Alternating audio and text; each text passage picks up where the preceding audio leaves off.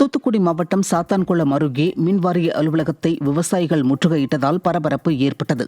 செட்டிக்குளம் மற்றும் அதனை சுற்றியுள்ள சுமார் 20க்கும் மேற்பட்ட கிராமங்களுக்கு 3 ஃபேஸ்கள் மூலம் மின்சாரம் வழங்கப்பட்டு வந்த நிலையில் தற்போது 2 ஃபேஸ் லைன்களாக மாற்றப்பட்டதற்கு விவசாயிகள் கடும் எதிர்ப்பு தெரிவித்திருக்கின்றனர். கோவை மாவட்டம் வால்பாறையில் உள்ள சோலையார் அணை மணல் திட்டு போல காட்சியளிக்கிறது. அணையின் நீர்மட்டம் குறைந்து வருவதால் குடிநீர் தட்டுப்பாடு ஏற்படும் அபாயமும் உருவாகியுள்ளது. விடியா திமுக அரசு குடிநீர் பிரச்சினையை போக்குவதற்கு எந்தவிதமான முன்னெச்சரிக்கை நடவடிக்கையும் எடுக்காமல் இருப்பதற்கு பொதுமக்கள் கடும் அதிருப்தி தெரிவித்திருக்கின்றனர். திருவண்ணாமலை மாவட்டத்தில் 2 மாதங்களுக்கு முன்பு கட்டப்பட்ட கால்வாயின் மேல்மூடி உடைந்ததால் பொதுமக்கள் அவதிக்குள்ளாகியுள்ளனர். அச்சரப்பாக்கம் சாலை சந்திப்பில் உள்ள கல்வெட்டு அருகே 2 மாதங்களுக்கு முன்பு கழிவுநீர் கால்வாய் கட்டப்பட்டது. இதன் மேல் மூடி திடீரென உடைந்து விழுந்ததால் அவ்வழியாக செல்லும் மக்கள் கீழே விழும் அபாயம் ஏற்பட்டுள்ளது. தரமற்ற கட்டுமான பணிகளை கண்காணிக்க தவறிய விடிய அரசின் ஆட்சியாளர்களே இந்த அவல நிலைக்கு காரணம் என பொதுமக்கள் குற்றம் சாட்டியுள்ளனர். சிவகங்கை மாவட்டம் மானாமதுரை அருகே கண்மாய் நீர்பிடிப்பு பகுதியில் தனியாருக்கு வழங்கிய பட்டாவை ரத்து செய்யுமாறு விவசாயிகள் கோரிக்கை விடுத்திருக்கின்றனர். இளையநாயக்கன் கிராமத்தில் அரசு புறம்போக்கு நிலத்தை கிராம மக்கள் கால்நடைகளுக்கு மேய்ச்சல் நிலங்களாக பயன்படுத்தி வந்தனர். இந்த நிலையில் தனியாருக்கு வழங்கிய பட்டாவை ரத்து செய்யுமாறு ஆட்சியர் அலுவலகத்தில் மனு அளித்தனர். யாருக்குமே அந்த கிராமத்தில் ஆயக்கட்டு விவசாயிகளுக்கு எதுவுமே தெரியாமல் அசில்மெண்ட் பட்டாவாக போட்டு அந்த பட்டா மாறுதல் செய்து அதை பத்திரமாகவும் பதிவு பண்ணி சரியாக இங்கே நிலங்களை பூரா தனிநபர்கள் பட்டா போட்டிருக்காங்க. திண்டுக்கல் மாவட்டம் குட்டத்துப்பட்டி ஊராட்சியில் மேல்நிலை நீர்த்தேக்க தொட்டி இடிந்து விழும் அபாய நிலையில் உள்ளது. இந்த தொட்டியின் அருகிலேயே பல குடியிருப்பு பகுதிகள் உள்ளதாலும் பொதுமக்கள் நாள்தோறும் மிகுந்த அச்சத்துடன் வசித்து வருகின்றனர். எனவே உயிர்ச்சேதம் ஏதும் ஏற்படும் முன்பு நீர்த்தேக்க தொட்டியை இடித்துவிட்டு புதிய மேல்நிலை நீர்த்தேக்க தொட்டி கட்டித்தர வேண்டுமென அப்பகுதி மக்கள் கோரிக்கை விடுத்திருக்கின்றனர். திருப்பத்தூர் மாவட்டம் ஆம்பூர் அருகே அடிப்படை வசதிகள் செய்து கொடுக்கவில்லை என கூறி விடியா திமுக ஒன்றிய குழு பெருந்தலைவரிடம் வாக்குவாதத்தில் ஈடுபட்ட பொதுமக்களால் பரபரப்பு ஏற்பட்டது. தேவலாபுரம் ஊராட்சிக்கு உட்பட்ட பகுதியில் அடிப்படை வசதிகளை செய்து தர பலமுறை புகார் அளித்தும் நடவடிக்கை எடுக்கவில்லை என குற்றச்சாட்டு எழுந்துள்ளது. இந்த நிலையில் மாதனூர் வட்டார வளர்ச்சி அலுவலகத்தில் திமுக ஒன்றிய குழு பெருந்தலைவர் சுரேஷ்குமார் மற்றும் வட்டார வளர்ச்சி அதிகாரிகளிடம் பொதுமக்கள் வாக்குவாதத்தில் ஈடுபட்டனர். அப்போது திமுக ஒன்றிய குழு பெருந்தலைவர் கழிவுநீர் கால்வாய் அமைப்பதற்கு 1.5 கோடி ரூபாய்க்கு மேல் செலவாகிறது என வரைபடத்தை காட்டி தனது பொறுப்பை தட்டி கழிக்க முயன்றது மக்களிடம் அதிருப்தியை ஏற்படுத்தியது.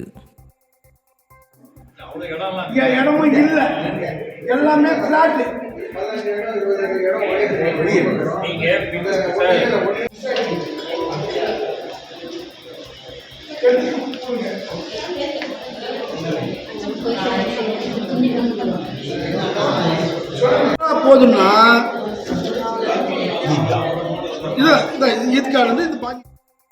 திருவள்ளூர் மாவட்டம் திருத்தணி நகராட்சியில் பேருந்து நிலையத்தில் சுற்றித் திரியும் கால்நடைகளால் பொதுமக்கள் கடும் அவதியடைந்துள்ளனர். மேலும் குடிப்பதற்கு தண்ணீர் கூட இந்த பேருந்து நிலையத்தில் இல்லை என்று வேதனையுடன் குற்றச்சாட்டை முன்வைத்துள்ளனர். பொதுமக்கள் நலனை மறந்து உறங்கிக் கொண்டிருக்கும் அதிகாரிகள் விரைந்து தீர்வு காணுமாறு அவர்கள் கோரிக்கை விடுத்திருக்கின்றனர். கடலூர் மாவட்டம் வடலூர் வள்ளலார் சத்தியஞான சபை வளாகத்தில் கடும் எதிர்ப்பையும் மீறி விடிய அரசு சர்வதேச மையம் அமைப்பதற்கான அளவீடு செய்யும் பணியை துவங்கியது. சத்தியஞான சபையை அதன் அருகில் எந்த பக்கம் நின்று பார்த்தாலும் வணங்கும் நிலையில் உள்ளபோது அதனை மறைக்கும் விதமாக உயரமான கட்டிடங்கள் எழுப்பப்படுவதால் ஜோதி தரிசனத்தை காண முடியாத நிலை ஏற்படும் என குற்றச்சாட்டு எழுந்துள்ளது.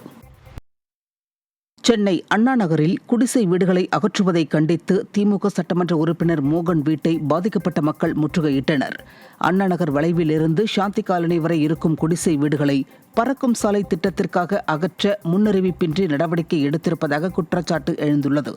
இதற்கு எதிர்ப்பு தெரிவித்து திமுக சட்டமன்ற உறுப்பினர் மோகனின் வீட்டை முற்றுகையிட்டதால் பரபரப்பு ஏற்பட்டது. பழனி கோவில் கிரிவல பாதையில் தனியார் வாகனங்களுக்கு வரும் 8ஆம் தேதி முதல் தடை விதிக்கப்பட்டுள்ளது. கடைக்காரர்கள் சாலையை ஆக்கிரமித்துள்ளதால் பக்தர்களுக்கு இடையூறு ஏற்படுவதாக உயர்நீதிமன்ற மதுரை கிளையில் வழக்கு தொடரப்பட்டிருந்தது. அதன் மீதான விசாரணையில் வர்த்தக ரீதியாக உள்ள அனைத்து கடைகளையும் அகற்றக் கோரியும் கிரிவல பாதையில் வாகனங்களை அனுமதிக்க கூடாது என்றும் உத்தரவிடப்பட்டது. இந்த நிலையில் தனியார் வாகனங்களுக்கு வரும் 8ஆம் தேதி முதல் தடை விதிக்கப்பட்டுள்ளது.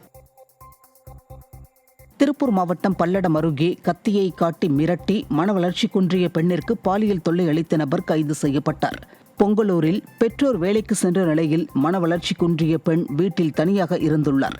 இதனை அறிந்து வீட்டிற்குள் புகுந்த கார்த்தி என்பவர் கத்தியை காட்டி பாலியல் வன்கொடுமை செய்துள்ளார்.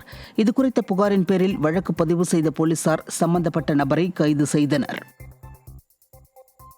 தருமபுரியில் திமுக அமைச்சர் பங்கேற்ற நிகழ்ச்சிக்காக சுமார் 5 மணி நேரமாக பள்ளி கல்லூரி மாணவர்கள் காக்க வைக்கப்பட்ட சம்பவம் அதிர்ச்சியை ஏற்படுத்தியுள்ளது.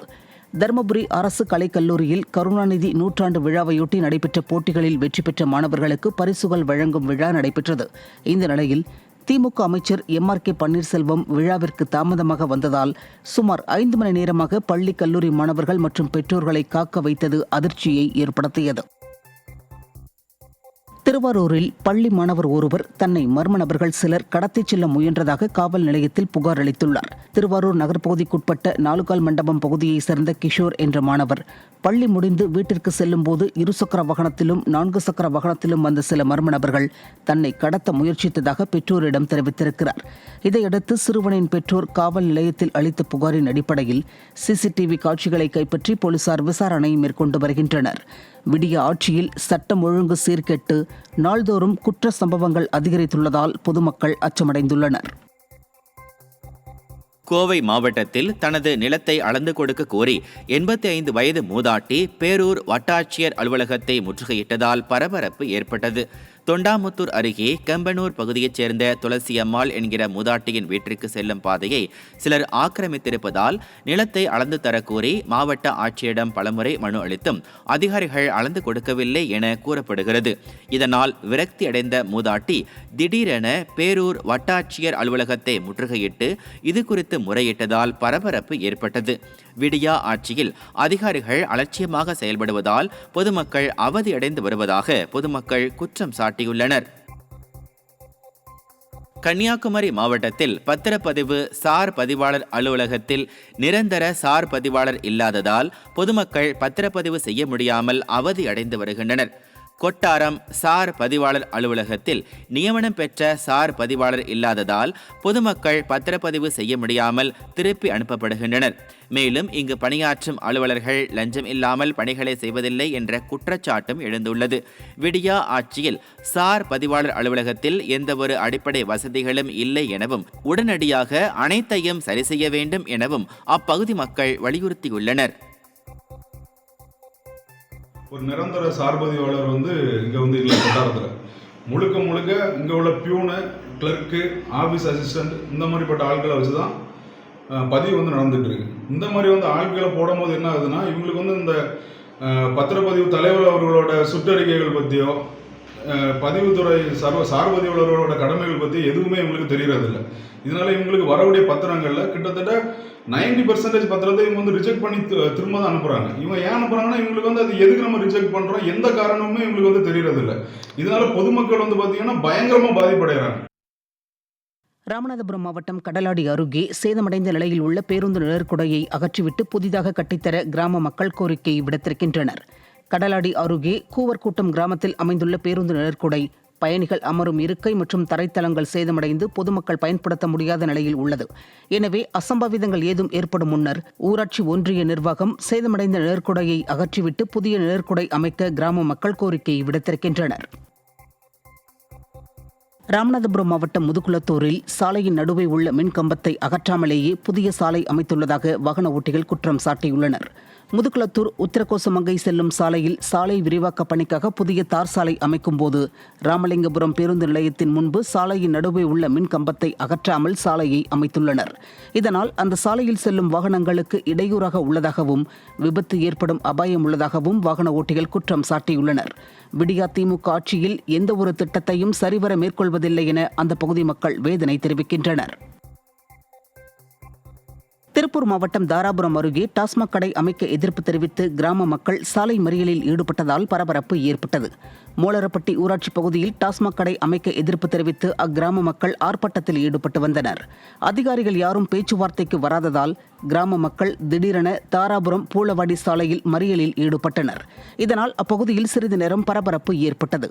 டாஸ்மாக் கடையை திறந்து விடிய அரசு இடையூறு ஏற்படுத்தி வருவதாக பொதுமக்கள் குற்றம் சாட்டியுள்ளனர். வேலூர் மாவட்டத்தில் குழந்தை கடத்த வந்தவர் என நினைத்து மனநலம் பாதிக்கப்பட்ட வடமாநில நபரை பொதுமக்கள் தாக்கியுள்ளனர். வேலூர் ஓல்டு டவுன் பகுதியில் சுற்றித் திரிந்த வடமாநில இளைஞரை குழந்தை கடத்த வந்தவர் என நினைத்து பொதுமக்கள் சரமாரியாக தாக்கி காவல் நிலையத்தில் ஒப்படைத்தனர். இதையடுத்து போலீசார் நடத்திய விசாரணையில் அவர் மேற்கு வங்கத்தை சேர்ந்தவர் என்பதும் சற்று மனநலம் பாதிக்கப்பட்டவர் என்பதும் தெரியவந்தது.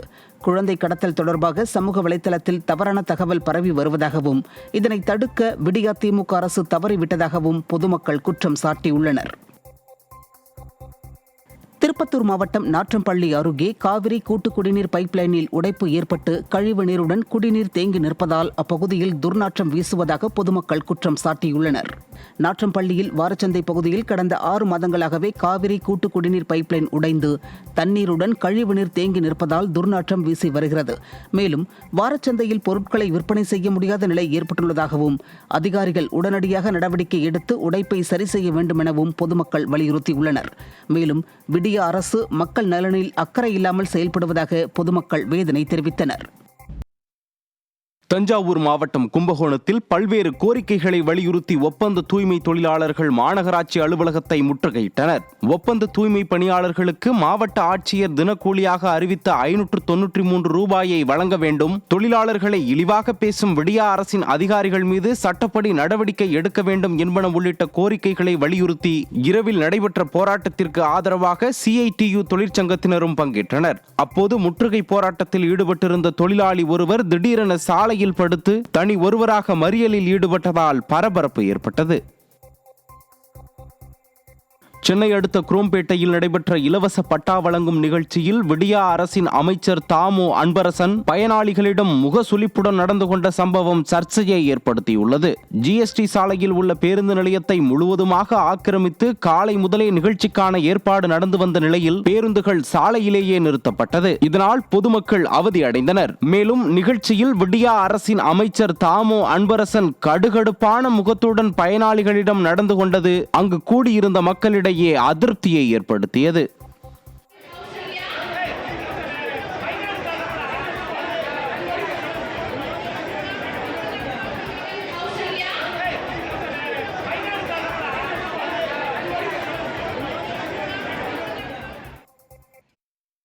கோவையில் மாநகராட்சி அதிகாரிகளால் தோண்டப்பட்ட குழிகளை சரிவர மூடாததால் குழந்தைகளை ஏற்றி வந்த பள்ளி வாகனம் குழியில் சிக்கிக் கொண்டது. கோவை வஉசி பூங்காவில் இருந்து காவலர் குடியிருப்பு செல்லும் சாலையில் கோவை மாநகராட்சியால் குடிநீர் குழாய் அமைக்க தோண்டிய குழிகளை மாநகராட்சி துறையினர் சரிவர மூடாமல் சென்றுள்ளனர். இந்நிலையில் பள்ளி குழந்தைகளை ஏற்றி வந்த வாகனம் இந்த குழியில் சிக்கி ஒரு புறமாக சாய்ந்து நின்ற நிலையில் பள்ளி மாணவர்கள் காயங்களின்றி மீட்கப்பட்டனர். மேலும் அந்த வழியாக வந்த குப்பை வாகனமும் இந்த குழியில் சிக்கிய நிலையில் டிராக்டர் மூலம் மீட்டனர். விடியா மாநகராட்சி அதிகாரிகளின் அலட்சிய போக்கால் மக்கள் பாதுகாப்பு கேள்விக்குறியாகியுள்ளது.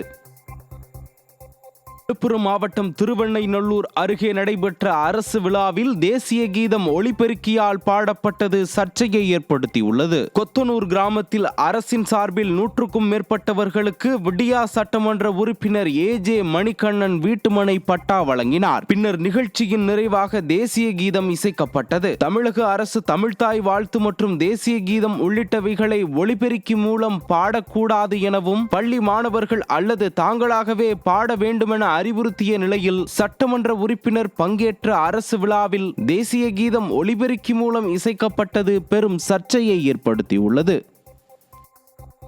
விருதுநகர் மாவட்டம் ஸ்ரீவில்லிபுத்தூர் பேருந்து நிலையத்தில் போதிய பேருந்து வசதிகள் இல்லை என மாவட்ட நிர்வாகத்திடம் புகார் அளித்தும் நடவடிக்கை எடுக்கவில்லை என்று அதிமுக MLA மான்ராஜ் குற்றம் சாட்டியுள்ளார். ஸ்ரீவில்லிபுத்தூரில் பள்ளிகள் மற்றும் கல்லூரிக்கு செல்வதற்காக கிருஷ்ணன் கோவில், சிவகாசி, திருத்தாங்கல், ராஜபாளையம் செல்லும் பேருந்துகள் குறைந்த அளவில் இயக்கப்படுகிறது. இதனால் மாணவர்கள் தொங்கியவாறு பயணிக்கும் சூழ்நிலை உள்ளது. இதுகுறித்து மாவட்ட நிர்வாகத்திற்கு அதிமுக சட்டமன்ற உறுப்பினர் மான்ராஜ் புகார் தெரிவித்தும் நடவடிக்கை எடுக்கவில்லை என குற்றம் சாட்டியுள்ளார். விடியா அரசு மக்கள் நலன் கருதி கூடுதல் பேருந்துகளை இயக்க கோரிக்கை விடுத்துள்ளனர்.